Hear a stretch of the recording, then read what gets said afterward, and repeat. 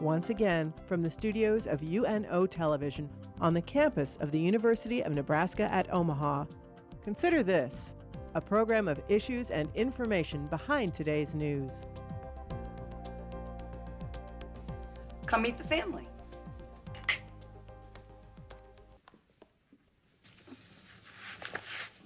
We went to the zoo. Hi, John. How was lunch? None of your business. John, I want you to meet my son. This is David. The one you've heard so much about. Come on, David. Be polite. Shake hands. John is speechless. He didn't think you were so handsome, probably. I'm sorry. Oh, no. Don't sweat it. You know, most people don't expect David to be so handsome. How about Pinocchio, honey? I haven't seen that in a couple of days. Ow, don't bite. He loves Pinocchio. Up to the part where the boys turn into donkeys. And then that is just a little too close to home, you know what I mean? Now, where were we? Oh, I remember. We were talking about your new store. Say, you know what? David and I should swing by someday and say hi. Oh, don't worry. You can only eat so much wallpaper. Sure. Anytime. How about tomorrow? Sure. Give me a call. Okay, I will. Listen, can you do me a favor? Could you drop Justine off at Oz? Because I have a manuscript that I just gotta finish tonight. Justine? How'd you write? Oh, sure. See you, kiddo. I'll give you a call. Yeah, you do. Hi everyone, I'm Kathy Wyatt. Welcome to this week's edition of Consider This. Our topic, autism. Joining us to talk more about it are Dr. Wayne Fisher, a leading national autism expert and the director of the UNMC Monroe Meyer Center for Autism Spectrum Disorders, and Melissa Schopp. Melissa has a son with autism. Thank you both so much for being here and welcome to the program. Well, thank you very much for having us. We You appreciate bet. it. You bet. We're going to start with you, Doctor. Sure. How do you define autism? Well, we define autism as a child having impairments in social communication, and specifically three areas. One, the child's social reciprocity. So they have difficulty initiating interactions with others and responding appropriately when somebody initiates with them, and having difficulty kind of in the back and forth, to and fro pattern of a conversation. So when you started out, you asked a question and then paused. A child with autism may not pick up on, oh, now I should say something back. Those types of things are very difficult with kids with autism. They also have difficulty in coordinating nonverbal communication with their spoken words. So making eye contact, including gestures, those sorts of things come very difficult. And the third area of social communication that they have difficulty with is really in initiating and maintaining friends, in being able to sustain a friendship with a child.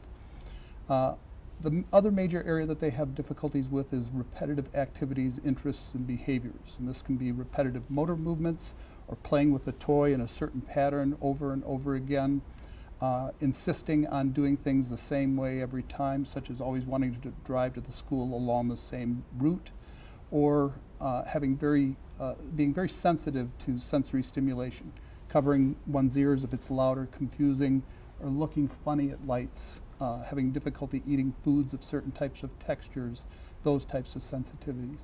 Wow. Signs. What are the most common signs? How do we know? Well, for young children, typically what we start to look for is problems with eye contact, problems with including others in what they do. So a child with autism is much more likely to get a new toy and be overly focused on that toy, whereas a typically developing child might pick up the toy, try something with it, and then show it to mom or dad, hand it to mom or dad to see what they would do with that toy. Basically include a social component in the exploration of that new toy. A child with autism is much less likely to do that. We see a typically developing child approach a playground and there are other kids there. The typically developing child is going to look and see what the other kids are doing, maybe join into that activity and play with the other child. A child with autism is much more likely to just do their own thing, perhaps go and repetitively play in the sand, that sort of thing. Okay, thank you. And historically, how have we diagnosed autism?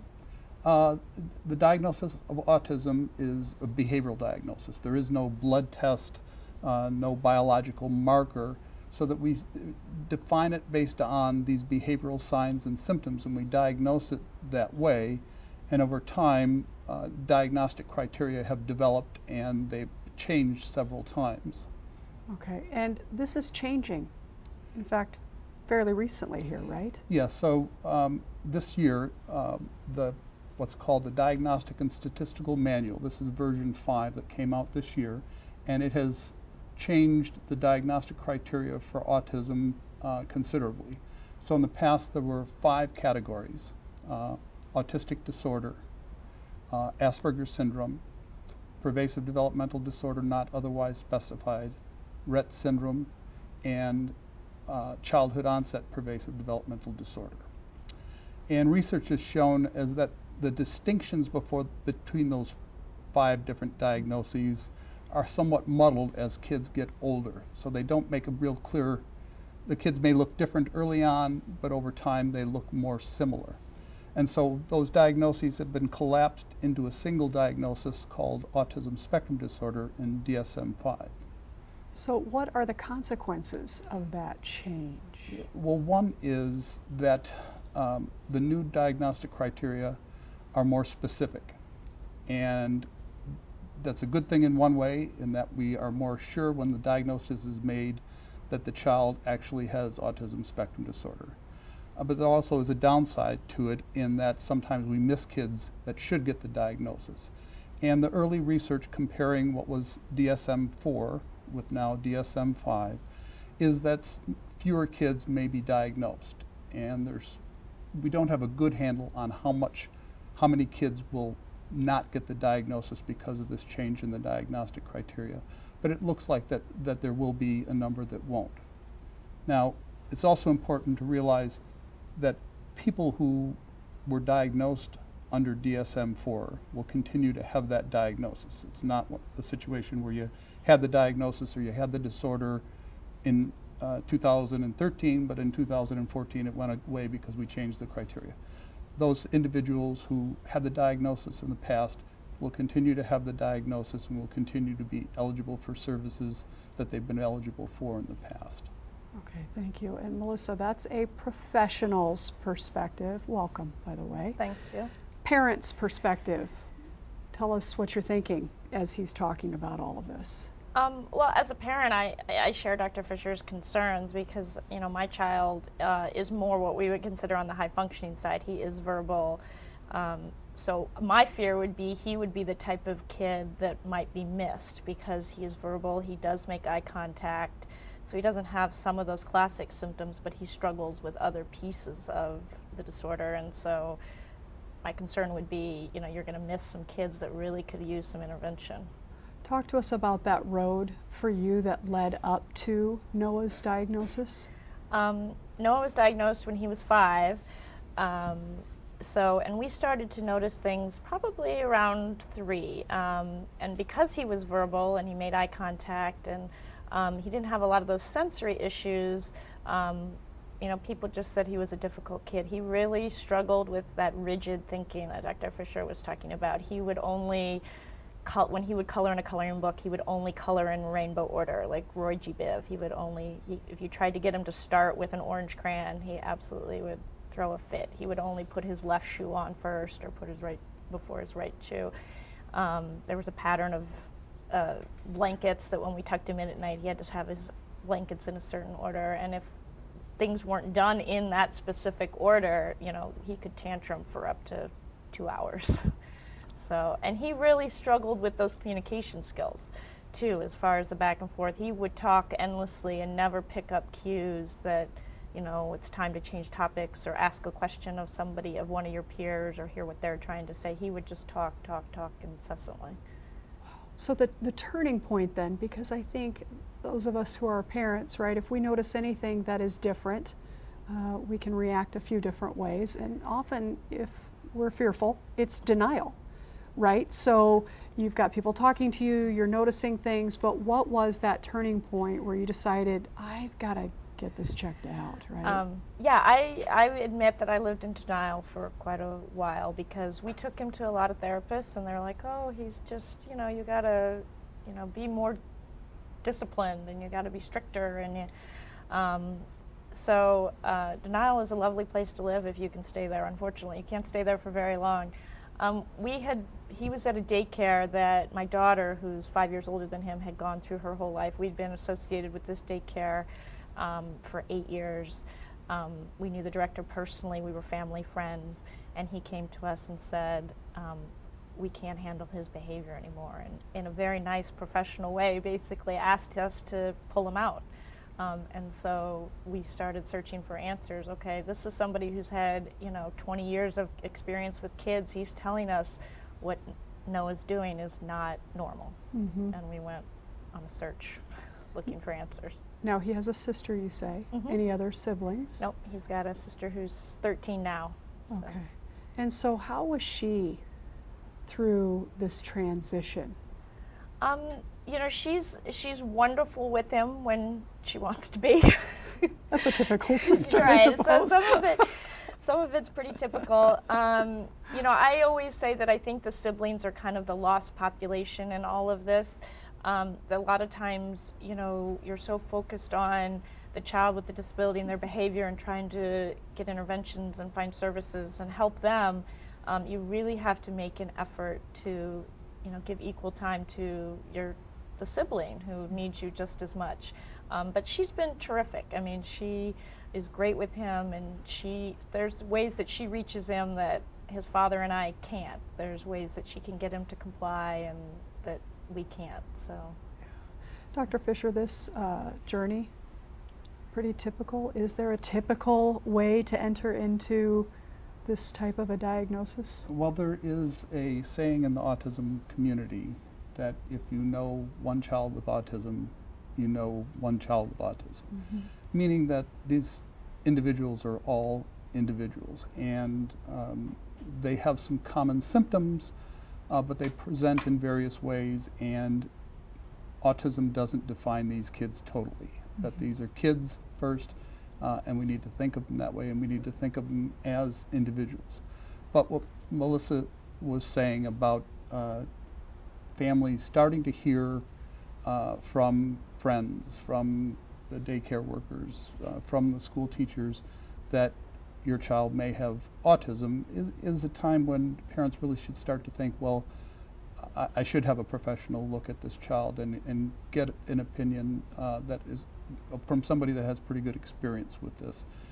Because what we know is that treatments can be effective, and the sooner we get the diagnosis and the sooner we can begin treatment, the more effective that treatment's going to be. And so spending a lot of time in denial is, what, as Melissa said, can be a real problem, and can be a problem both in terms of the problems can get worse, mm-hmm. and the child isn't getting the treatment they need at the time when it's going to be most effective. So what are the more common treatments then when you're talking about that? Sure. So the kids with autism need speech and language therapy. They need training in social skills. They need training in play skills. Many will need training in just basic, how do you do things, adaptive behavior from, going to the bathroom, tying your shoes, those sorts of things. And we use a treatment that has the most empirical evidence called applied behavior analysis. The kids also, as I said, need speech and language therapy. They may need, for some kids may need medication to help with their behavior, and so they may see a developmental pediatrician for that, or a child psychiatrist, or a child neurologist for that sort of thing. So when you are going through the treatments, progressive improvement, are there some kids who, latch on to things differently than others? How much do they retain before you need to go back? Well, this is again another situation where they're all individuals. And two kids can, when they come in for their first eval, can look exactly the same. And one child can start treatment and just take off. And the other child may benefit from treatment, but may progress much more slowly. When applied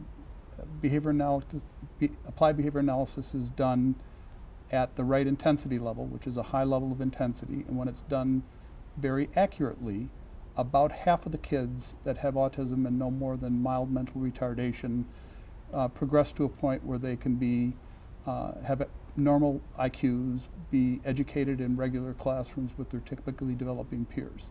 They may still have symptoms and signs of autism, but they're much, much milder, and those kids can do fairly well and be productive members of society. Okay, Melissa, Noah 8 now, correct? Yes, he's 8. So I'm listening to the good doctor here, and I'm thinking as he's speaking, I mean, how much involvement there must be with your family to your son. I mean, appointments, right? Yeah. And all of that, that's got to be very time consuming. Give us a day in the life of the Shop family.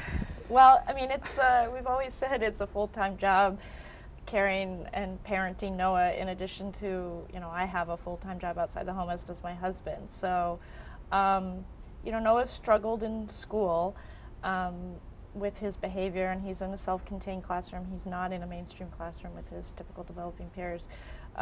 So I would spend a good deal of time on the phone with teachers and principals and things when his behavior gets out of control, and sometimes we have to leave our job early and pick him up. And, you know, after school, almost every day is some type of appointment with speech therapist or OT or behaviorist or somebody. Wow. And Yeah. friends, talk about that for Noah. How is he able to meet people? And you know, I really wouldn't say Noah has friends. And what's tragic for me is that he's high functioning enough to realize that he doesn't have friends and other kids his age do, that he doesn't get invited to birthday parties and doesn't get invited to play dates. We try to have social interaction with him. We have family friends with kids his age, and so we will set up play dates and things to try and, you know, work through a lot of that social behavior that he struggles with. But I wouldn't say that if it was left up to him and his classmates that he would really have friends. I mean, he doesn't have friends at school, really. okay, what about support group type environments where you can sit with other parents? Maybe he can be exposed right to other children who are in similar, as you said, no two alike, but similar situations, so that you're all able to come together and Yeah, I do. I belong to the Autism Society of Nebraska. They have a chapter here in Omaha.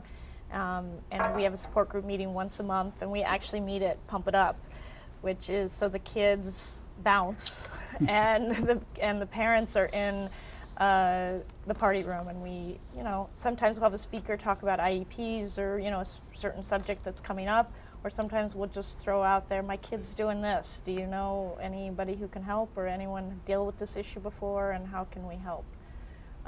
And we have great volunteers actually here from UNO. The speech and language therapists come and volunteer and watch the kids while they bounce, and the parents can meet. And it's really a wonderful thing once a month to just hear that you're not alone, and somebody else has gone through it. And it's really helpful for me.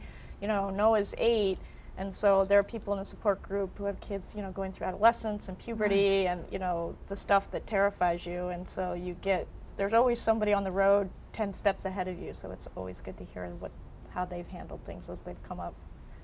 she's talking about aging with autism, right? What does that look like?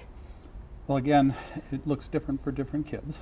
There are kids that progress nicely, that the behavior problems subside, and they can do very well. There are other kids that need supports throughout their adult life. Mm-hmm. And so that is a big challenge for many parents of kids with autism, is as the child finishes school, what is the child going to do during the day? And some kids can get to a point where they can be actively employed and do well, and other kids, we have to set up what they're going to do in the day and have very structured activities for them. And in many places there are long waiting lists to get those types of services, and some kids will need to have supported living and those types of services. There can be long waiting lists for those as well. And so it can be a real challenge for planning for adulthood and planning for the times when a parent can no longer take care of their child with autism. What are we talking about in terms of numbers here? The current estimates are around 1% of kids are on the autism spectrum, but there's variability in the estimates, and these new diagnostic criteria may change that somewhat as well. And we don't have good estimates as what the new numbers will be with the new diagnostic criteria. Life expectancy, what are we talking about there? Fairly typical. Might be a little bit shorter for kids with developmental disabilities, that kids that have both autism and an intellectual disability. But by and large, they live a long time. You brought up some really, really good points in there in terms of parents who may not be able to cope or deal with this at a certain point. So where are those young adults, teenagers, young adults, where are they going to what place are they calling home at that point, right? Sure. Well, there are a variety of options, but again, they're often limited and they're often long waiting lists. But it can vary from the individual living in an apartment and having some supports where somebody helps them, with balancing the checkbook, with making sure that the apartment gets cleaned, those sorts of things, but comes in and checks on them periodically, to individuals who are in small living arrangements, kind of group homes with other individuals with autism or developmental disabilities, where there are staff there 24 hours a day, 7 days a week. So you can get a wide range of types of living supports for kids with developmental disabilities.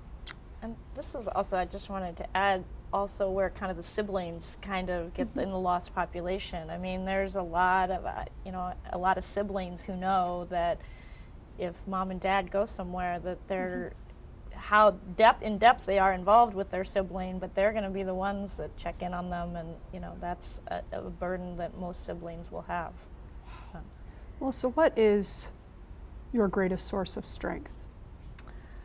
Well, I have a great support system here. I mean, my parents are still here, my brother's here, my sister lives in New York, and my family and friends are great support, and the support group really helps. I would say my number one source of strength, though, is my husband. I mean, we are truly partners, and I'm really blessed too that we see things very similarly. We have the same vision for Noah, and we are truly a team. I mean, if there are days that I'm like, I am out of patience for him, can you please take it? And he absolutely will step in, and vice versa. So we really back each other up, and it's really a true partnership. So fair to say it's brought you closer? I would say it's brought us closer. I know, there is a high divorce rate with parents with the diagnosis of autism. It's very, very stressful. I won't say we don't have our moments, but there's only one other person on this earth who knows what it's like to parent this boy and what this journey is like, and that's my husband. So we've turned toward each other. I trust you have outlets as well, that you are remembering yourselves in all of this, too. too. Absolutely. Yeah. That's crucial, I think, is letting, going out with friends and grabbing a beer, or I have book club, or whatever it is that taking those breaks is absolutely crucial. And I have fantastic parents that can care for my kids, and so we actually get away together, sometimes just a weekend, once a year, just to reconnect that way. So. Yeah, absolutely crucial to take those breaks. Okay. And in terms of people who may be watching who suspect autism in someone they know and love, especially in light of the guidelines, what would you tell them right now watching? I would advise them to start with their pediatrician, to ask for their child to be screened for autism. And there are tools that that the pediatrician could help administer that don't take a lot of time, and they're pretty good at saying whether a child is at risk for autism. They're not good at actually diagnosing and saying somebody does or doesn't, but they tend to help refer the right children to a center like ours when we have a interdisciplinary diagnostic clinic where we diagnose kids with autism. And if folks remember nothing else from this interview, an early diagnosis important, why? It's important because the earlier they get services, the better the outcomes.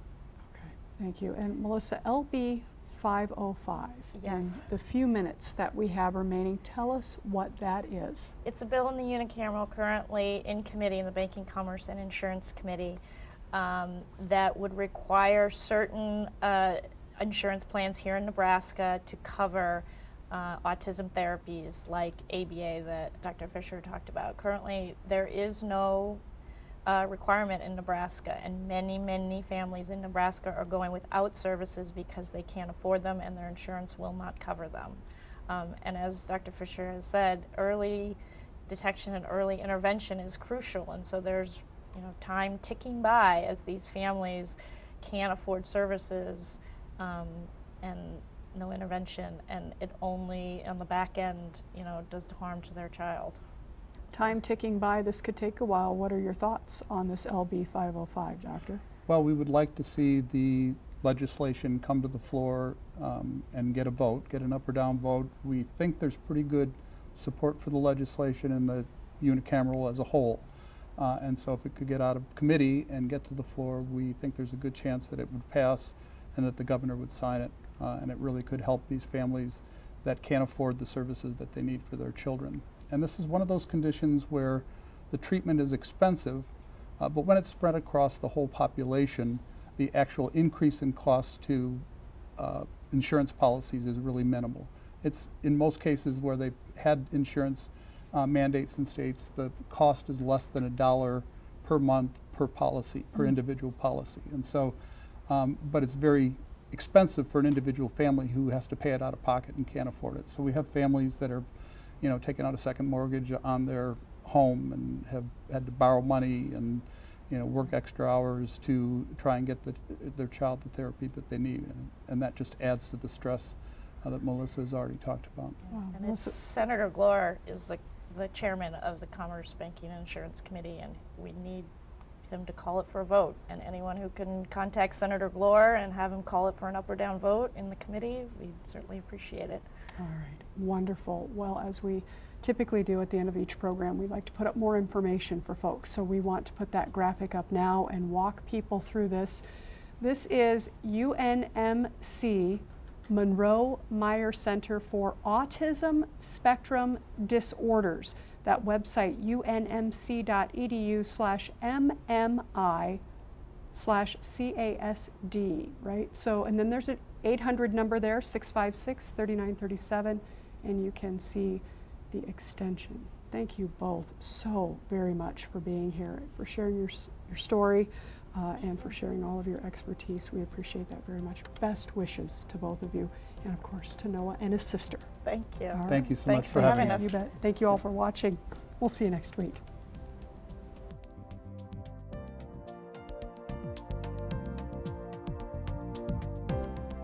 Consider This is an issues and information program produced by UNO Television. More information can be found at unotv.unomaha.edu. If you'd like to share your comments about this show, call UNO TV at 402-554-2516 during regular business hours, or email us at considerthis@tvmail.unomaha.edu.